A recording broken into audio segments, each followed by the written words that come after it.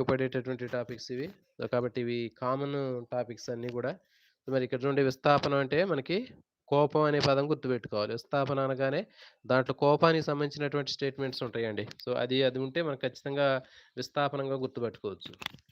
దీనికి కోడ్ ఏంటంటే విస్కీ అని పెట్టి గుర్తుపెట్టుకోండి. విస్కీ అంటే కే అంటే కోపం అని గుర్తుపెట్టుకోండి.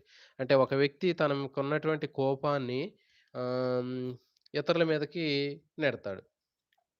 అంటే తనకంటే చిన్న వ్యక్తుల మీద గానివ్వండి, తనకంటే కింద ఉన్నటువంటి వ్యక్తులు గానివ్వండి, లేకపోతే వస్తువుల మీద గాని తన యొక్క కోపాన్ని చూపిస్తాడు.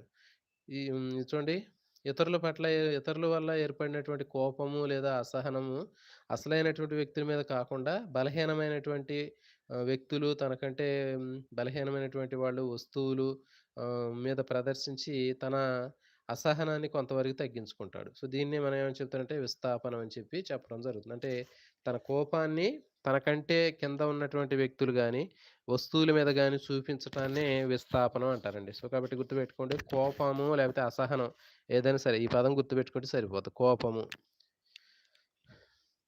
ఇంక చూడండి అత్త మీద కోపము, దుత్త మీద చూపడం అంటే ఇక్కడ మనకు చూడండి కోపం అనే పదం ఉంటది దీంట్లో. సో, కోపం అనేటటువంటి పదంతోటి మీరు విస్కీ అనే పదంతోటి గుర్తుపెట్టుకోండి కోడ్.